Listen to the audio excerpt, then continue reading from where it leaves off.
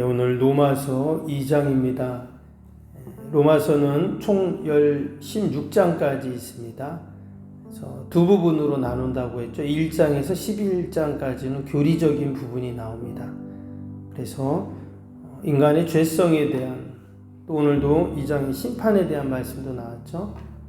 또 성화, 또 칭의, 또 구원, 이런 여러 가지 주제들을 다루게 됩니다.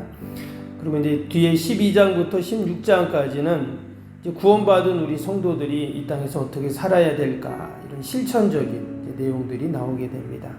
그래서 우리가 이 앞부분을 좀 읽을 때 이제 교리적인 부분이기 때문에 조금 좀 어렵다 하는 그런 생각이 들 수가 있습니다. 그래서 어제도 말씀드렸지만 집에 가셔서 다시 한번 천천히 한번 읽어보시고 묵상을 하시면 또 이해가 됩니다. 로마서의 핵심 주제는 이신득의라고 했죠. 어제 1장 16절 17절 말씀, 오직 의인은 믿음으로 말미암아 살리라. 그 말씀이 이 로마서 계속 반복이 됩니다. 그리고 더 나아가서는 오직 의인은 믿음으로 말미암아 살리라는 그 말씀을 계속 해석하고 또 다양한 해설을 한 것이 바로 이 로마서다, 이렇게도 이제 말을 할 수가 있습니다. 여러분, 이전까지 이스라엘 백성들은 뭐를 붙잡고 살았죠? 율법을 붙잡고 살았잖아요. 그 율법을 지키며 구원받고 천국 간다, 이렇게 그들이 여기고 살았습니다. 근데 예수님이 오셨죠. 예수님이 하신 말씀은 그 율법 위에 뭐가 있냐? 은혜가 있다는 거예요. 그래서 이제는 율법으로 의롭게 되는 게 아니라 오직 믿음으로 말미암아 의롭게 된다 하는 그 말씀을, 그 복음을 전하십니다. 그래서 로마에 있는 성도들에게 지금 그 이야기를 지금 하고 있어요. 이 로마에 있는 교회는 당시 유대인 그리스도인들 또 이방인 그리스도인들이 같이 신앙생활을 하고 있습니다. 그러면서 많은 갈등이 있었어요. 왜냐? 여러분, 이방인 그리스도인들은 구약 성경을 모르죠. 하나님을 모릅니다. 그리고 또 예수님에 대해서도 들었지만 정확하게 몰라요. 그러니까 이제 이 유대인 그리스도인들이 얼마나 이제 아는 척을 했겠어요. 야, 하나님은 이런 분이야. 그리고 우리가 율법을 지켜야 돼, 뭐 해야 돼, 이런 얘기들을 많이 했겠죠. 그러면서 과연 어떤 것이 맞는 건가 이렇게 헷갈릴 때 바울이 로마서를 딱 보낸 것입니다. 어제 1장에서는 우리가 인사말 보았죠. 바울은 늘 자신을 소개할 때 나는 예수 그리스도의 종입니다, 이렇게 이야기한다고 했습니다. 그리고 오늘 이제 2장에는요 조금 무거운 이야기가 나오는데, 그게 뭐냐면 오늘 2장에 가장 많이 나오는 단어가 두 개가 나옵니다. 하나는 율법이라는 단어고 또 하나는 심판이라는 단어가 계속 나옵니다. 근데 오늘 1절을 한번 보세요. 1절 보시면 여기 보면 심판의 대상이 나와요. 뭐가 나오냐면 1절 시작하죠. 그러므로 남을 판단하는 사람아, 누구를 막론하고 내가 핑계하지 못할 것은 남을 판단하는 것으로 내가 너를 정죄하리니 판단하는 내가 같은 일을 행함이니라. 지금 누군가를, 상대방을 판단하는 그런 사람들이 있다는 얘기입니다. 이 얘기를 했다는 말은. 그래서 교회 안에 또 그 공동체 안에 서로가 서로를 판단하고 또 그 이야기를 듣다 보면 갈등이 생기고 오해가 생기고 문제가 생기고 심지어 싸움이 생기고 그렇잖아요. 그래서 그 판단에 대한 이야기를 지금 하고 있습니다. 이어지는 2절을 보니까 이런 일을 행하는 자에게 뭐가 있다고요? 하나님의 심판이 진리대로 되는 줄 우리가 아노라. 남을 판단하는 것이 하나님의 심판의 대상이 된다, 이렇게 지금 얘기를 하고 있어요. 그러니까 이것은 하나님을 모르고 또 뭐 부인하고 우상 숭배하고 뭐 죄를 짓고 이런 사람만 하나님의 심판이 있는 게 아니라 하나님을 믿고 있습니다. 그런데도 어떻게 해요? 남을 판단하고 그런 사람도 심판을 받는다, 이렇게 지금 이야기를 하고 있는 거예요. 3절 볼까요? 이런 일을 행하는 자를 판단하고도 같은 일을 행하는 사람아, 내가 하나님의 심판을 피할 줄을 생각하느냐. 심판을 피할 수 없다고 그래요. 또 6절을 뭐라 그래요? 하나님께서 각 사람에게 그 행한 대로 보응하시되. 하나님을 믿는 사람이건 믿지 않는 사람이건 하나님이 반드시 행한 대로 보응하신다. 하나님의 심판이 있다. 이렇게 지금 말씀을 하고 있습니다. 아마 이 바울의 편지를 받아서 읽는 사람들은 깜짝 놀랐을 겁니다. 말씀드렸죠? 이 로마 교회는 유대인 그리스도인들이 있다고 했어요. 그들은 그동안 어떻게 생각했냐? 우리는 이방인들보다 하나님 잘 믿고 그동안 율법도 잘 지키고 특별히 우리는 다른 민족보다 하나님께서 특별히 선택하신 선민이다 이렇게 생각하고 있었잖아요. 그런데 그러니까 당연히 하나님의 심판으로부터 우리는 면제 대상이다 이렇게 생각을 한 거예요. 근데 바울은 단호하게도 아닙니다. 모든 사람은 그 행위대로 하나님께 심판을 받습니다. 이렇게 말하는 거예요. 우리가 여기서 이제 한 가지 헷갈리는 게 있어요. 그게 뭐냐면 로마서의 주제가 뭐라고요? 오직 의인은 믿음으로 말미암아 살리라 하는 거죠. 그래서 계속 믿음을 강조합니다. 하나님의 은혜를 계속 강조해요 보면. 그런데 오늘 지금 이 말씀은 행한 대로 심판받는다는 말은 뭐예요? 말 그대로 행함을 강조하는 거잖아요. 그러면 아니 로마서의 주제가 행함을 강조하는 게 아니라 은혜를 강조하고 믿음을 강조하는데 왜 이렇게 말씀하실까? 이 두 개가 마치 상충되는 것처럼 느껴져요. 말씀을 볼까요? 오늘 7절 보세요. 7절 보면 참고 선을 행하여 영광과 존귀와 썩지 않을 것을 구하는 자에게 영생이 있다 그랬어요. 뭐 참고 이러면 선을 행하고 다 뭐예요? 행함이잖아요. 11절도 보세요. 선을 행하는 각 사람에게는 영광과 존귀와 평강이 있으리니 그랬어요. 선을 행하는 자, 그러니까 행하는 자에게 이런 은혜가 있다는 거예요. 12절도 무릇 율법 없이 범죄하는 자는 또한 율법 없이 망하고 무릇 율법이 있고 범죄한 자는 율법으로 말미암아 심판을 받으리라. 그 심판은 율법으로 행함 때문에 행했냐 안 행했냐 이것이 그 기준이 된다는 거예요. 그리고는 13절이요. 하나님 앞에서는 율법을 듣는 자가 의인이 아니요 오직 율법을 행하는 자라야 의롭다 하심을 얻으리라. 오직 믿음으로 의롭다 된다고 하셨는데 여기는 또 율법을 행하는 자가 의롭게 된다 이랬어요. 여러분 우리가 어떻게 이해해야 될까요? 오직 의인이 믿음으로 산다고 해놓고 1장에서 그래놓고 2장에서는 오직 율법으로 의롭게 된다. 마치 이게 서로 안 맞는 말씀처럼 이렇게 지금 우리가 보이죠. 그런데 이 반대말을 서로 얘기한 것이 아니라 이제 우리가 계속 로마서를 읽어가다 보면 이 두 가지가 어때요? 보완적인 관계라는 걸 알 수 있습니다. 여러분 하나님의 심판의 기준 반드시 기준이 있겠죠. 여러분 아무 기준도 없이 심판을 할 수가 없잖아요. 우리 세상의 법정에서도 보면 재판을 하고 뭔가를 결정할 때 분명한 기준이 있습니다. 그것이 이제 헌법이죠. 그리고 많은 판례법들이 있어요. 그 기준을 갖다 놓고 어떤 사람이 죄를 지었어요. 문제가 있어요. 그러면은 그 재판장에서 거기서 이제 그 판사가 결정을 합니다. 근데 근거를 다 가져와요. 헌법 몇 조에 의해서 이렇게 해서 나중에 판결을 내리는 걸 보게 됩니다. 당연히 심판에는 기준이 있기 마련입니다. 근데 모든 인류에 대한 하나님의 공의로운 심판은 어때요? 그 보편적인 기준은 행위가 맞습니다. 그래서 옛날 사람들 뭐라 그래요? 오늘도 말씀해도 나지만 옛날 사람들은 그런 기준이 없잖아요. 헌법도 없고 그래서 인간의 양심의 기준에 의해서 이렇게 말씀을 하고 있어요.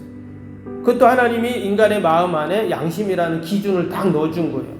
그러면 사람들이 어때요? 어떤 죄를 지을 때 이렇게 하면 안 되는데 그게 하나님의 마음속에 넣어준 기준인 거예요. 지금은 양심뿐만 아니라 모든 법을 만들어 놓았기 때문에 그건 세상 법이지만 그 법을 만들어 놓아서 그 기준에 따라 하나님 심판하시죠. 근데 우리는 믿음의 성도들은 어디에 기준이 있어요? 말씀의 기준이 있잖아요. 그렇죠? 그 말씀의 기준에 의해서 하나님이 심판하신다 하는 말씀입니다.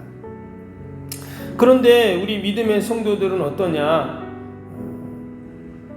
그 율법에 또 하나가 있어요. 뭐가 있을까요? 바로 믿음의 법, 은혜의 법이 있다라는 것입니다. 이 믿음의 법, 은혜의 법이라는 것은 단순히 하나님 제 믿습니다, 그냥 입으로만 내가 말한다고, 지적인 동의한다고 해서 그것이 아니라 우리의 삶의 근본을 바꾸는 믿음의 순종과 함께 그것이 이루어진다라는 거예요. 그래서 지금 이 행함에 대한 이야기를 하는 겁니다. 7절 아까 말씀 읽었던 것처럼 참고 선을 행하고 또 구하는 자에게 영생을 주신다. 그렇죠? 하나님이 분명히 그렇게 하시는 게 맞습니다.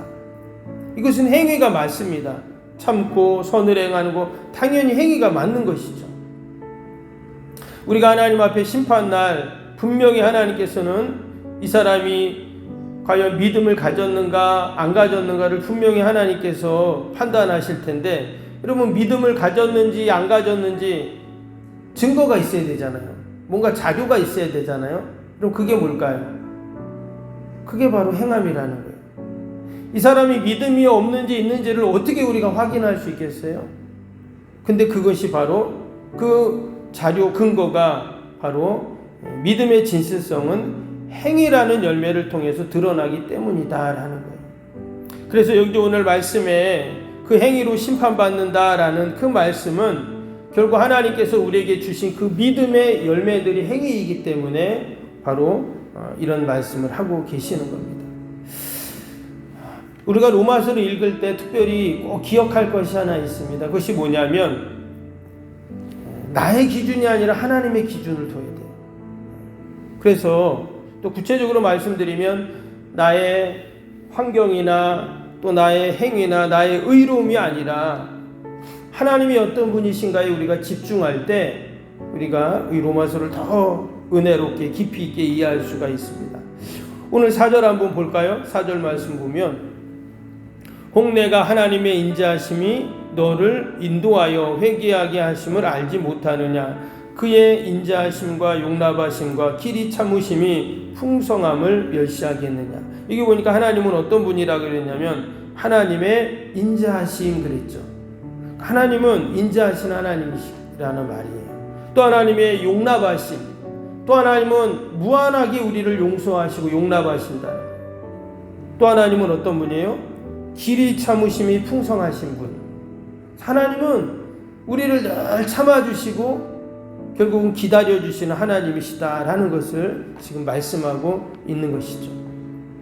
이런 하나님의 모습을 보고 이런 하나님이 어떤 분이신지를 우리가 알고 우리가 이 땅에서 살아갈 때 이 모든 것이 어때요?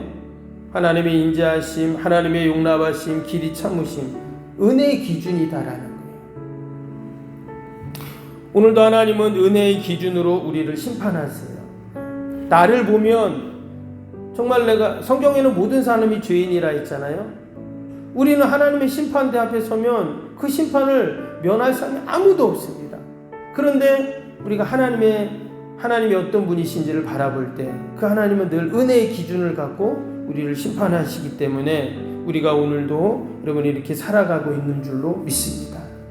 다시 한번 우리가 오늘 말씀을 다시 한번 천천히 읽고 묵상해 보면서 그 사랑의 하나님, 은혜의 하나님이 오늘도 마치 잘못한 자식을 꾸짖듯 그러나 다 품어주시고 용서하시고 참아주시는 것처럼 우리와 늘 함께 하시는 그 하나님을 생각하면서 오늘도 은혜로 살아가는 저와 여러분이 되시기를 주님의 이름으로 축복합니다.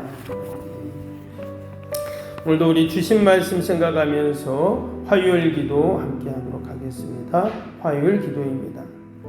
시공과 관련한 모든 인허가 절차가 순조롭게 진행되게 하옵소서. 아멘. 건축위원과 설계 및 시공사 간의 원활한 소통이 이루어지게 하옵소서. 아멘. 공사기간 동안 날씨와 모든 환경을 주장하셔서 공정에 차질이 없게 하옵소서. 아멘.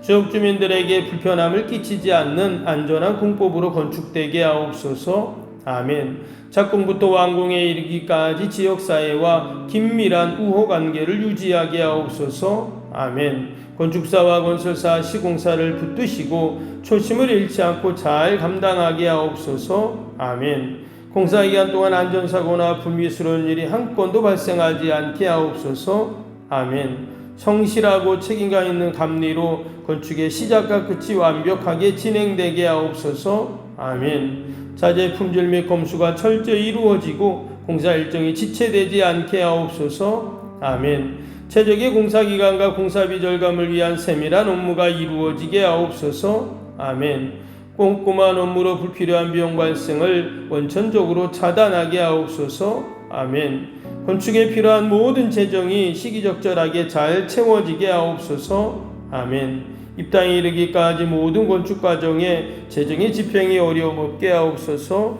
아멘. 헌금을 약정하고 드리는 성도들에게 복을 주셔서 간증이 넘치게 하옵소서. 아멘. 건축으로 인한 교회 사역이 위축되지 않도록 풍성한 재정으로 채워 주옵소서. 아멘. 예수님의 이름으로 기도합니다. 아멘. 사랑과 은혜가 충만하신 하나님 아버지, 우리는 언젠가 하나님의 심판대 앞에 서야 할 자들인데 아버지, 우리의 행함과 또 우리의 모습을 보면 그 심판을 면할 길이 없습니다. 그러나 하나님께서는 아버지, 우리에게 은혜를 베푸시고 언제나 그 은혜의 기준으로 우리를 돌보시고 함께 하시는 줄로 믿습니다.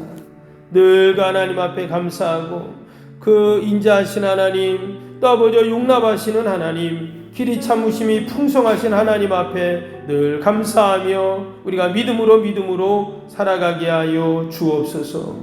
오늘도 하나님, 우리가 약속의 말씀 붙잡고 또 기도합니다. 나라 민족과 교회와 이웃과 또 우리 사랑하는 자녀들 다 올려드리오니 하나님 돌보시고 선하게 인도하여 주옵소서. 아버지, 특별히 오늘 또 우리 이 구역 대신방이 있습니다. 예배드리는 가정마다 하나님 묶이고 막히고 닫힌 것들이 다 풀리고 열리는 은혜가 있게 하여 주옵소서. 예비하신 하나님의 은혜와 복을 다 부어주시고 아버지, 올 한해도 말씀 붙잡고 믿음으로 승리하는 복된 예배가 되게 하여 주옵소서. 하나님, 어려움을 당한 우리 이웃들이 있습니다.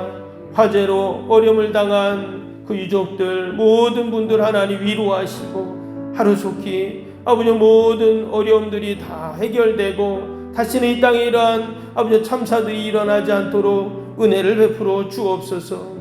아버지, 중동 전쟁으로 인하여 세계 경제가 흔들리고 다들 염려하고 아버지 내일에 대한 불안감들이 있습니다. 그러나 하나님 은혜를 베푸셔서 중재하여 주시고 하루속히 모든 전쟁이 다 끝나게 하여 주시고 염려 근심 걱정 없고 이 땅에 진정한 하나님의 평화만이 있게 하여 주옵소서. 모든 어둠의 영들이 다 물러가게 하여 주옵소서. 오늘도 하나님, 우리 연약한 육신 병사 있는 환우들, 연로하신 어르신들 늘 강건케 붙잡아 주시고 새벽마다 올려드리는 새성전 주기 기도가 다 하늘에 상달되게 하시고 오늘도 하나님, 우리가 아버지 걸어가는 발걸음마다 하나님의 나라가 확장되고 하나님의 뜻이 이루어지는 놀라운 은혜와 복이 있게 하여 주옵소서.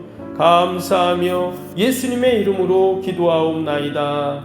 아멘. 하늘에 계신 우리 아버지의 이름을 거룩하게 하시며 아버지의 나라가 오게 하시며 아버지의 뜻이 하늘에서와 같이 땅에서도 이루어지게 하소서. 오늘 우리에게 일용할 양식을 주시고 우리가 우리에게 잘못한 사람을 용서하여 준 것 같이 우리 죄를 용서하여 주시고 우리를 시험에 빠지지 않게 하시고 악에서 구하소서. 나라와 권능과 영광이 영원히 아버지의 것입니다. 아멘.